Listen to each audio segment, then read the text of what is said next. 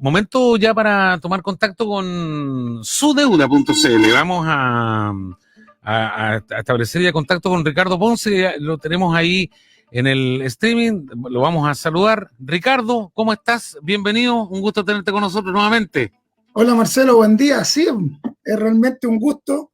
Después de tantas novedades que han pasado esta semana que acaba de transcurrir en nuestro hermoso país. Todo bien, gracias a Dios. Oye, qué Lindo bueno. día después de una lluvia Déjame inesperada. regular un poquitito acá porque está. Le bajo, tú lo subes ahí, Marito, por favor. Ya. Oye, vamos a conversar obviamente de su deuda. Yo quiero recordarles que cualquier duda, consulta, en fin, hay un correo electrónico info@sudeuda.cl o derechamente ahí a través del WhatsApp, que ya lo vamos a estar entregando en este espacio de hoy. Sin embargo, Ricardo, hoy día vamos a conversar de variados temas, ¿no? Sí, Dentro de los cuales están las famosas deudas hereditarias. Y sí. ahora se nos puede guiar un poquito respecto a eso, qué significa, qué es lo que es en Mira, definitiva eso. es un tema bastante interesante. Puede ser duro señalar por qué es importante hablarlo ahora, porque a raíz de esta realidad que está pasando en nuestro país, están muriendo muchas personas a causa del COVID, que de acuerdo a los números no debería ser una alta mortalidad como está ocurriendo, pero a causa de la pandemia está pasando. Y entonces hay muchas personas que ante esta situación tan imprevista están falleciendo y tienen deudas, por ejemplo, créditos hipotecarios que están pagando, créditos de consumo, o dejan precisamente bienes que pueden estar ya pagados, vehículos, propiedades, dinero en cuentas corrientes o depósito a plazo. Entonces, los herederos, que normalmente son los hijos, si es que existen, y el cónyuge o la cónyuge, porque puede morir él o ella, tienen que saber, en cierta manera, cuáles son sus derechos ante esta situación. Porque la ley establece que cuando una persona fallece, sus herederos, es decir, los que están llamados por la ley a esta sucesión hereditaria, heredan tanto los bienes como las deudas. Es decir, todo lo que está dentro de este patrimonio, tanto lo tangible, propiedades, dinero, autos, como aquello que es intangible, que pueden ser, por ejemplo, derechos en una sociedad, como las deudas, se traspasan a los herederos. Y por tanto ellos, por ley, están obligados a tener que pagarlas. Entonces, hay ciertos, por llamarlo así, ciertos tips por los cuales la ley prevé la posibilidad de no tener que los herederos hacerse cargo de esa situación, de esas deudas, o responder hasta cierto monto de las deudas que tenía el causante, que se llama la persona que falleció, a objeto que los bienes que heredan, es decir, que eran de propiedad, por ejemplo, de su padre o madre, que se heredan, no se confundan con sus propios bienes y por tanto los acreedores, banco, quien sea, vayan a embargarle tanto los bienes que recibieron en herencia como bienes propios. Entonces allí la ley establece ciertos beneficios o figuras que son bastante técnicas, y esto aprovecho de decirlo porque hace algún tiempo el Estado, a través de distintas leyes, tratando de hacer más fácil para los ciudadanos acceder a la justicia, hay muchos trámites que establecen que no es necesario tener abogado, y eso es así. Pero, por ejemplo, cuando uno va a hacer el trámite de la posesión efectiva, hoy se hace en el registro civil, cuando no se ha dejado un testamento, y en trámite entonces administrativo, antes era ante tribunales, le entregan un formulario, y el formulario tiene conceptos tan técnicos que no los van a entender, porque es como que, no sé, un doctor te hablara de un nombre técnico que te da un doctor. Entonces allí, por ejemplo, te aparece si va a aceptar la herencia con beneficio de inventario o no. Y uno dice, ¿qué es beneficio de inventario? Uno entiende por inventario un detalle, lo que sabemos por inventario, y eso significa, y que es muy importante, que si uno acepta una herencia con beneficio de inventario, solo responde de las deudas del causante, del fallecido, hasta el monto de lo que hereda. Por ejemplo, si la persona que fallece tiene deudas por 50 millones de pesos y hereda, es decir, deja bienes por 20 millones, cuando uno acepta esa herencia con beneficio inventario, está señalando que él va a responder hasta el monto de lo que heredó, es decir, aquello que vale 20 millones. Y los 30 no se hace responsable y los bancos o instituciones financieras tendrán que hacer la pérdida. Por eso que es cuando se otorga un crédito, se exige o lo imponen de que uno tiene que tomar un seguro de desgravamen. Y el seguro de desgravamen no es otra cosa que cubrir el riesgo de que la persona que tiene el crédito fallezca sin alcanzar a pagar el crédito. Por tanto, si fallece, es este seguro de desgravamen quien paga la totalidad del crédito y por tanto los herederos heredan, valga la redundancia, ese bien, por ejemplo, que está hipotecado, que lo compró por un crédito hipotecario, sin ningún tipo de deuda, porque se extingue por el seguro.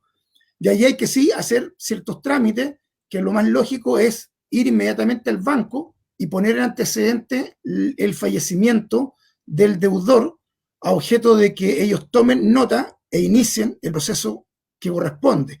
Yo recomiendo que siempre hay que preconstituirse la prueba. Así que todo por escrito, nada verbal.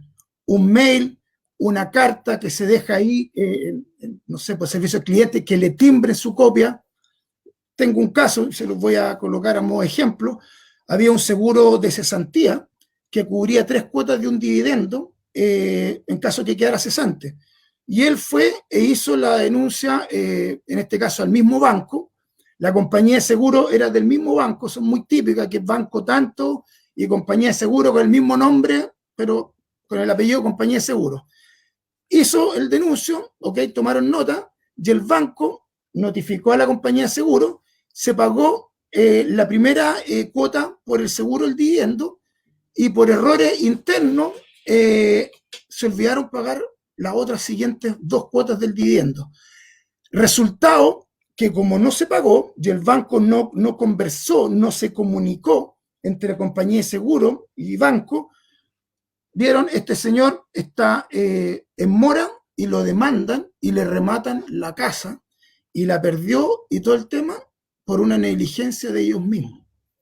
Y de hecho, reconocido por la ejecutiva diciendo, sí, cometimos un error. Eso es súper importante que quede, porque en todos estos casos tratan de o no responder para no dejar prueba, y menos, si es que responden, establecer palabras que puedan ser capciosas en el sentido que puedan demostrar de que hay un reconocimiento de responsabilidad porque eso es prueba en un juicio.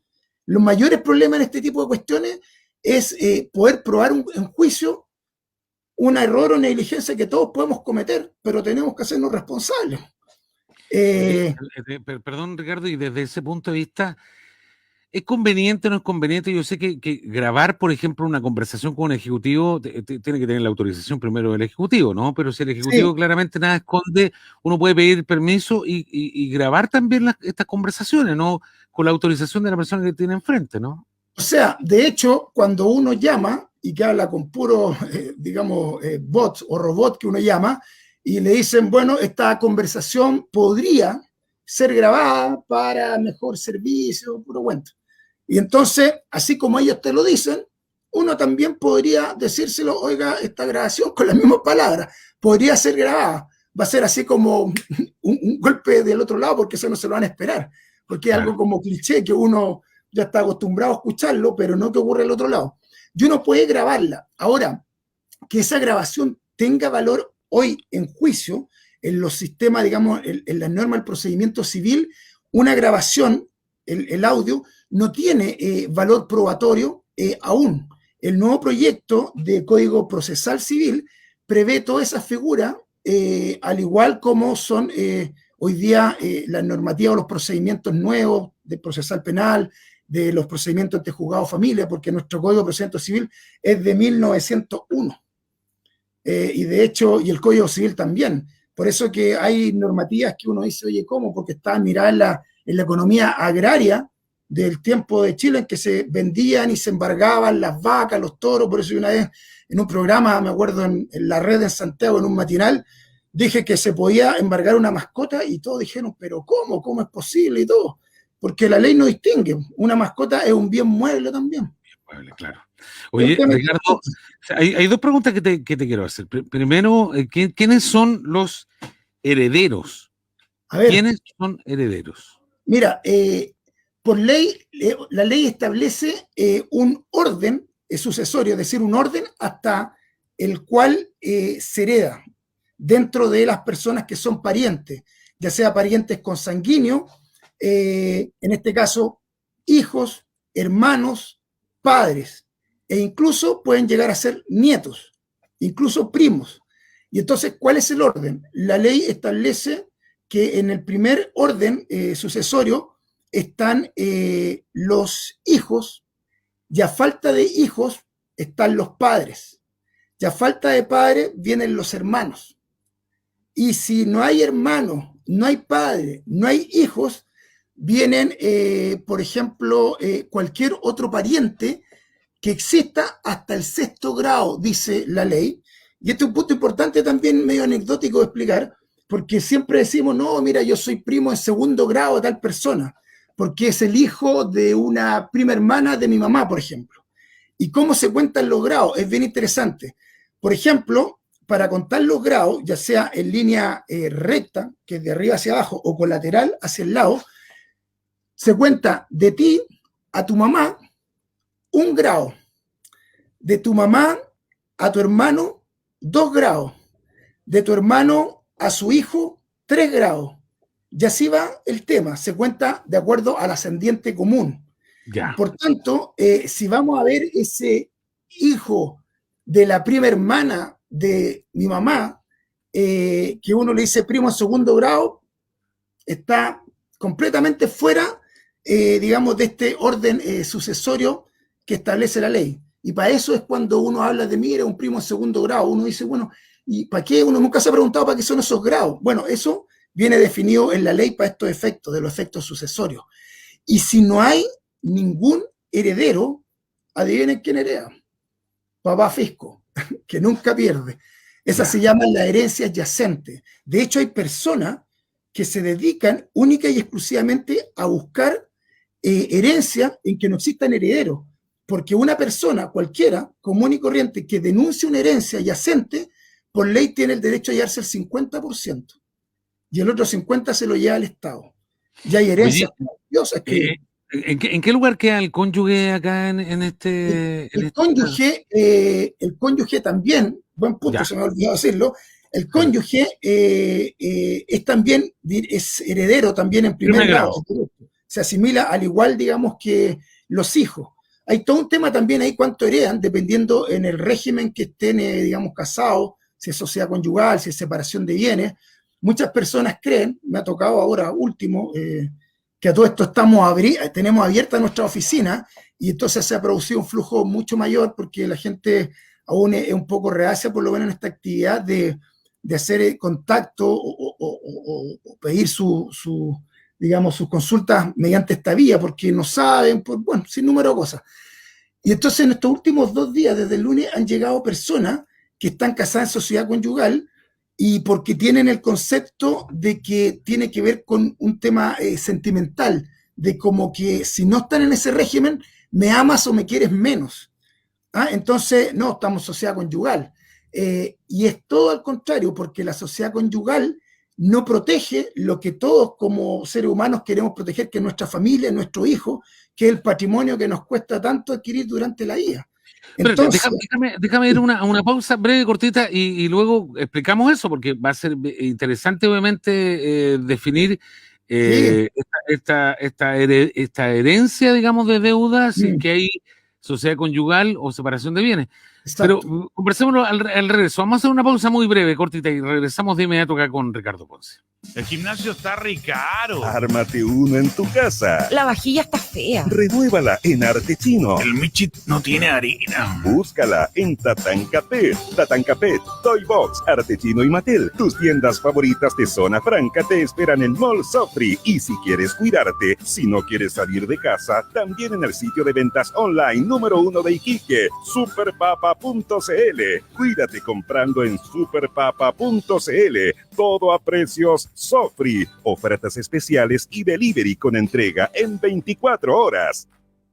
Cuando tienes que estudiar, es la mejor profesora. Cuando te sientes mal, es la mejor doctora. Y cuando te da hambre, la mejor chef.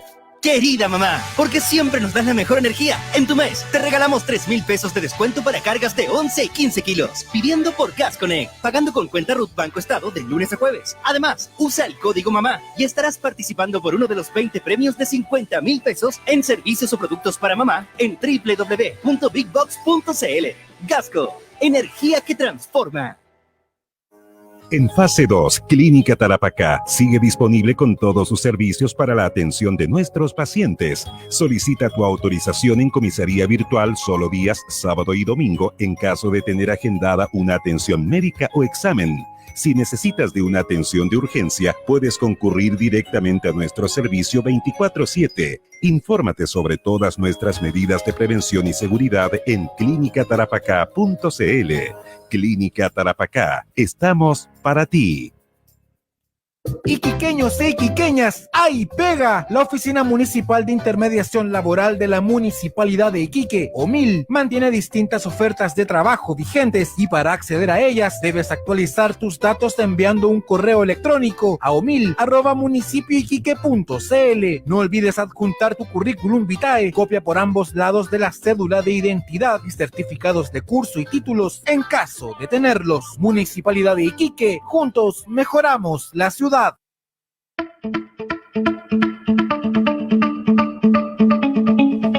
Ya, con Ricardo Ponce estamos acá conversando su deuda. info@sudeuda.cl o pueden enviar también un WhatsApp. Yo quiero recordarles el WhatsApp para que puedan hacer sus consultas ahí, aun cuando están ahí en calle San Martín.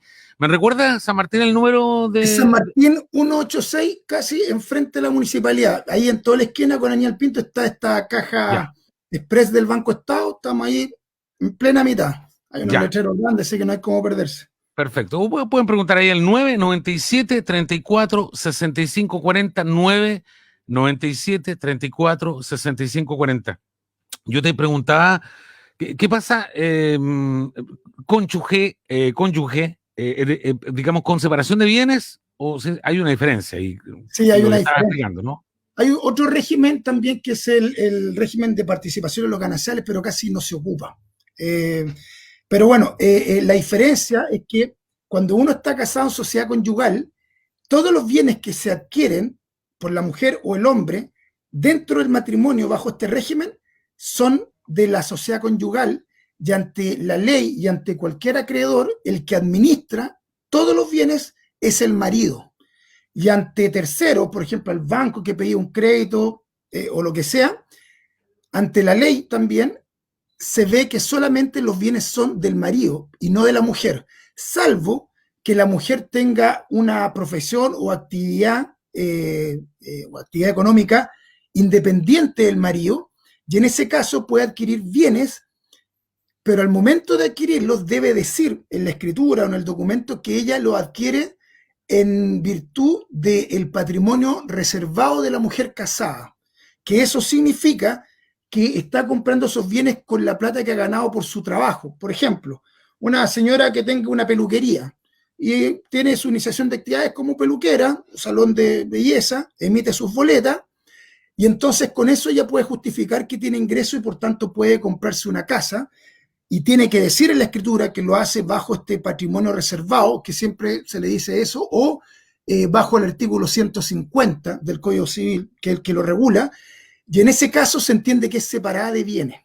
¿Y esto por qué es importante? Porque cuando fallece el marido o la mujer en sociedad conyugal, se acaba el matrimonio y todos los bienes que existen se transforman en una comunidad, es decir, son comunes, se transforman en una comunidad y hay que proceder a liquidarlos. Entonces, va a haber que determinar precisamente cuáles bienes eran propios, es decir, por ejemplo, no, esto lo compró la mujer con su patrimonio reservado, es propio, es de ella, o lo compró dentro del matrimonio el marido, que en ese caso, si él lo compra con su plata y con su trabajo, pasa a ser de los dos, ahí hay un punto importante, y entonces cuando hay que liquidar, hay que entrar a determinar qué bienes eran efectivamente de uno o de otro, porque podría ser también que al casarse ya tenían bienes comprados con antelación y eso no son parte de la sociedad conyugal. Entonces, al fallecer, va a haber que distinguir, mire, yo tenía este departamento, bueno, no lo va a decir el fallecido, pero yo era dueño del departamento antes de casarme, por tanto no es parte de la sociedad conyugal, pero este sí lo compré dentro del matrimonio, es parte de la sociedad conyugal. O la mujer recibió una herencia y hubo un testamento donde se decía expresamente que era un bien propio que no entraba a la sociedad conyugal. Entonces Ya, se tiene que... y en el caso de la separación de bienes, Ricardo, ¿eso rige dentro del matrimonio? No, en ese caso, lo tuyo es tuyo y lo mío es mío. Es decir, en la separación de bienes, justamente la palabra lo dice, están separados de bienes, lo que compre la mujer es de ella, lo que compre el marido es de ella. Y ambos tienen que contribuir a la manutención del matrimonio, que más que nada son los hijos y los gastos propios de lo que se crea como... Por lo tanto, ahí no hay una herencia de una deuda efectiva en el momento de fallecer, ¿no? Bueno, sí, al fallecer en cualquiera de los dos regímenes existe herencia de deuda. Entonces, en ambos casos, entonces, ¿qué ocurre? Si existe una herencia, por ejemplo, o sea, existe una deuda de la mujer, que la mujer para poder contraer una deuda tiene que ser autorizada por el marido, tiene que comparecer y firmar ahí todo el tema, y ella fallece, la deuda que tenía ella se responde con todos los bienes de la sociedad conyugal, incluso los que son de él. Pero si ella compró bienes que son propios o está en separación de bienes, solo responde con los bienes que son de su propiedad, no los que son del marido. Por eso es tan importante hacer este distingo, e incluso hoy mismo cuando una persona ve que está complicada, cogotada, y es muy importante ser sincero con uno y ver que lo está pillando la máquina, empezar a preparar una estrategia, separarse de bienes, liquidar los bienes para objeto de proteger el patrimonio familiar, especialmente la casa, que digamos que es de toda la vida, donde viven, pueden haber hijos menores, entonces hay que tratar de proteger todo ese patrimonio. Y por tanto es importante. Y un punto también relevante, ¿qué pasa si ya hay una persona demandada y fallece durante el juicio? Que ocurre mucho. Y entonces, por ejemplo, lo están demandando por un crédito hipotecario que no pagó, que es mucha plata muchas veces, y fallece. Desde el momento mismo que fallece la persona, incluso sin saberlo los herederos, la ley dice que ya se produce lo que se llama la delación de la herencia. Es decir, se hereda y se pasa a ser heredero automáticamente de todos esos bienes sin hacer ningún trámite, aunque uno ni siquiera sepa que es heredero. Posteriormente, cuando uno realmente lo sabe, tiene que hacer el trámite de la posesión efectiva. Si, por ejemplo, los hermanos, quienes son los herederos, muchas veces están peleados y uno se aviva y va y pide la herencia solamente para él y no incluye a los demás tienen el derecho a solicitar una ampliación de la posesión efectiva o la reforma, en este caso, de la posesión efectiva porque no se le incluyó. Y esa, digamos, posesión efectiva que se decrete puede ser nula. Si fallece un deudor estando demandado, la ley dice que el acreedor tiene que notificar a cada uno de los herederos el estado del juicio o los títulos ejecutivos, por ejemplo, el pagarito, para poder seguir adelante. Por ejemplo, hay 4 hermanos, uno vive en España, el otro en Australia y 2 acá. Si no los notifica, no puede seguir adelante el juicio. Son elementos súper importantes. Oye, como nos saltamos la semana pasada a propósito que nos correspondía la semana pasada, ¿te parece si nos juntamos otro viernes? ¿Puede ser o no, Ricardo? A mí, ideal, porque yo creo que con esto ayudamos mucho, aclaramos a mucha gente que tiene ideas preconcebidas, equivocadas. Sí, y sin duda. Es mejor no taparse los ojos y enfrentar el tema con antelación. Así que, como les digo, estamos abiertos en San Martín 186.